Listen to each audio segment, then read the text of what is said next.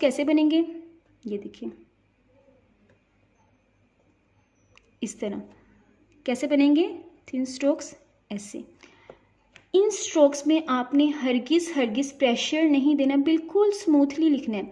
अब एक स्टूडेंट मुझसे ग्रुप में पूछ रहा था, बॉयज़ के ग्रुप में, कि आप ही मार्कर को किस तरह पकड़ना है, यानी कि ज़्यादा ग्रिप से पकड़ना है कि नहीं। तो प्यारे बच्चों, जिस तरह आपको आसान लग रहा है, अगर आपको ऐसे सख्ती से पकड़ने का मज़ा आ रहा है और आप सही लिख रहे हैं तो ठीक है।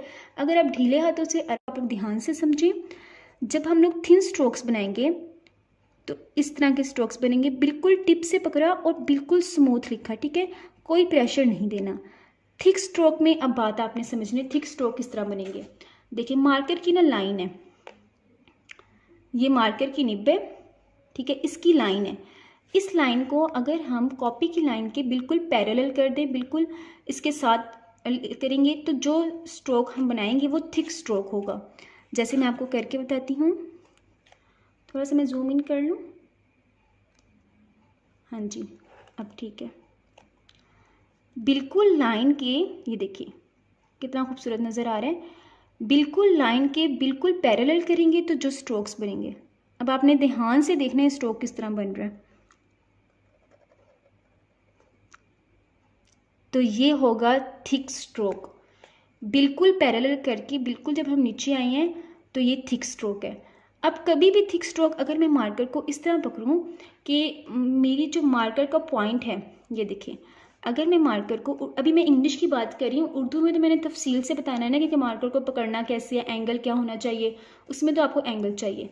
अब अगर मैं मार्कर को इस तरह पकड़ूँ, ये मेरा आपको हाथ नज़र आ रहा है ना, इस पॉइंट पर पकड़ूँ और थिक स्ट्रोक बनाऊँ, तो जो गलत है ये ऐसे बनेगा, जो कि बिल्कुल रोंग है।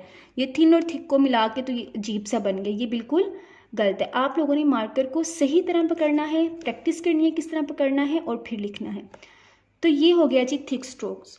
अब आप लोगों ने इसकी भी प्रैक्टिस कर ली, थिन स्ट्रोक्स की भी और थिक स्ट्रोक की भी। अब थिक स्ट्रोक ये है बेसिक, जो आपने पहले सीख लिए, दोनों पहले सीख लिए।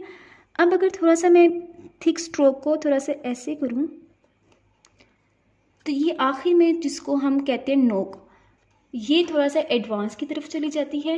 आगे चल के जब हम लेटर्स लिखेंगे तो उसमें हम फिर ये स्ट्रोक कर देंगे। जब हम लेटर्स नहीं लिखेंगे तो ये इस तरह लिखा जाएगा। लेटर्स में अगर हम बेसिक लेटर्स लिखेंगे तो इस तरह लिखा जाएगा, और जब हम एडवांस लेटर की तरफ जाएंगे तो ये स्ट्रोक्स इस तरह बनेंगे। तो आप दोनों ने इन दोनों स्ट्रोक्स की प्रैक्टिस करनी है, बार बार कह रही हूँ, इन 4 लाइन्स वाली कॉपी में करनी है। अब अगर हम इन दोनों स्ट्रोक्स को आपस में मिला दें तो जो चीज़ बनती है उसको आपने ध्यान से समझना है। देखें, यहाँ से मैं स्टार्ट करूँ, ये देखें